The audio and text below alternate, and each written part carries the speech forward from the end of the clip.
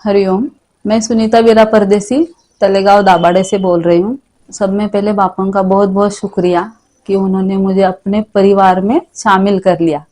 मैं बहुत बहुत अम्बन्य और नाज़ हूँ। अभी जो मैं बताने जा रही हूँ वो मेरे लड़की का अनुभव है। ये कम से कम 7-8 साल पहले की बात है। तो हमारे इधर रविवार का तो बाजार रहता है ना, हम सब फैमिली पूरे हफ्ते का बाजार हम एक ही बार में कर लेते हैं। तो फिर वो बारिश के दिन चालू थे और संडे का दिन था, लड़की घर पे थी और हमारे इधर पानी का बहुत प्रॉब्लम होता है कि कुछ टाइमिंग नहीं है, कभी भी आता है कभी भी जाता है। तो सुबह से हम पानी का वेट कर रहे थे, पानी तो आया नहीं। अब संडे है, घर के पूरे काम हमने निपटा लिए, फिर भी पानी नहीं आया। पानी नहीं आया। फिर अभी तो हमारे बाजार का टाइम हो रहा है, बारिश भी बहुत आ रही है, अभी हम करे तो क्या करे। तो फिर मेरी लड़की इतनी भी छोटी नहीं थी कि घर का पूरा काम हैंडल कर लेती थी अच्छे से। और ऐसा भी नहीं कि पानी वो पहली बार भरती है, पहले से ही उसको पसंद था कि मम्मी लोग भरते हैं तो मैं भी भरूंगी पानी। तो उसके भरोसे हम पानी का छोड़ के चले गए बाजार। बाजार चले गए और पानी आ गया। तो फिर हमने उसको बता के रखा था कि ऐसे ऐसी मोटर है, वो स्टार्ट करनी है और पानी भर लेना। उसने बराबर वैसा ही किया था, पानी भी नहीं सब भर के हो गया। तो पानी भर के होने के बाद जो ऊपर से स्विच बंद करना था और हमारी नीचे थी और हम ऊपर रहने को है, तो पानी नीचे से ऊपर भरना पड़ता है, इसलिए हमने मोटर लगाई थी। तो मोटर का जो एक स्विच के इधर प्लग पिन था और एक नीचे था मोटर के। तो लड़की ऊपर का स्विच बंद करना भूल गई। वो भूल गई और वो डायरेक्टली नीचे चले गई मोटर के पास और उसने वो प्लग को हाथ लगाया और वो मोटर के साथ में इतने जोरों से दूर गिर गई कि उसको इतना जोर का करंट लग गया और वो प्लग पिन उसके हाथ में ही कि वो छोड़ा ही नहीं पागल ने। तो फिर अभी करे तो क्या करे, आजू बाजू के लोग थे, हम तो घर पे कोई नहीं थे। हस्बैंड मेरे काम पे चले गए, दीदी के हस्बैंड भी काम पे चले गए, हम दोनों बहनें बाजार चली गई। तो फिर आजू बाजू कोई नहीं था, बारिश के दिन थे, बहुत जोरों का बारिश चालू था। फिर लड़की ऐसे हाथ में प्लग पिन, ऊपर से करंट तो आ रहा है। फिर हमारे पड़ोसन की एक औरत है, वो उस दिन थोड़ा लेट गई थी बाजार, तो सोई थी।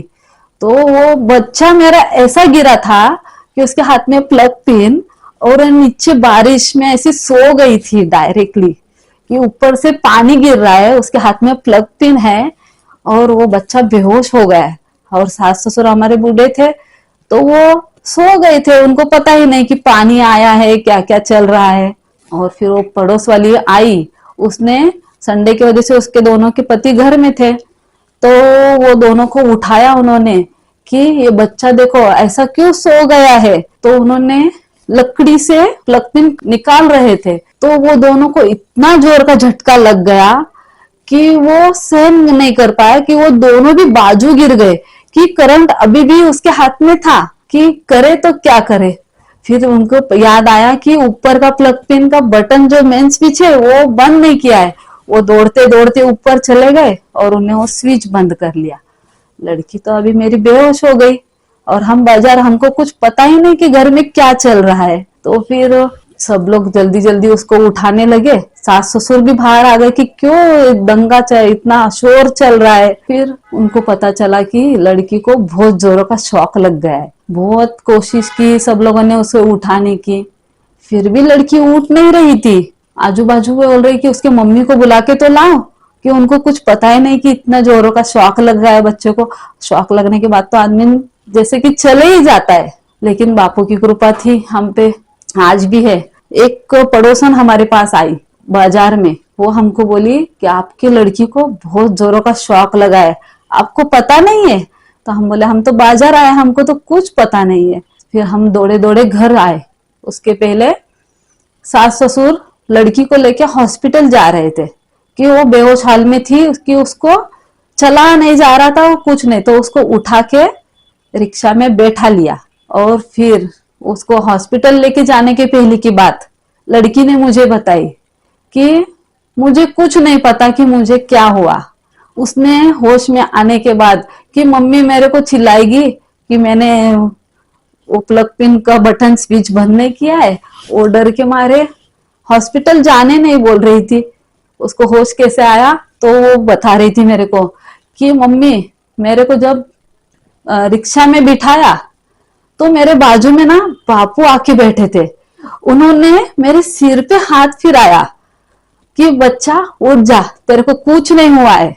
उसने जब मेरे को बताया मेरे रोंगटे खड़े हो गए थे कि बच्चों को बापू कैसे कैसे साथ देता है, कि कोई हो या ना हो बापू 108% अपने साथ होता ही होता है। तो फिर ये बताने के बाद लड़की हॉस्पिटल जाने मना करने लगी, तो बोली बापू आए थे, उन्होंने बताया, मेरे सिर पे हाथ फिराया और बोला तू जा घर पे, तेरे को कुछ नहीं हुआ है। और बच्ची एकदम नॉर्मल थी।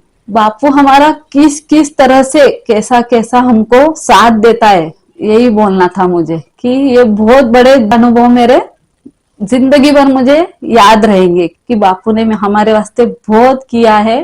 फक्त एक पैर अपना आगे जाना चाहिए, बाकी के सब पैर वो लेके आएगा ही आएगा 108%। हरिओम श्री राम अंबंग।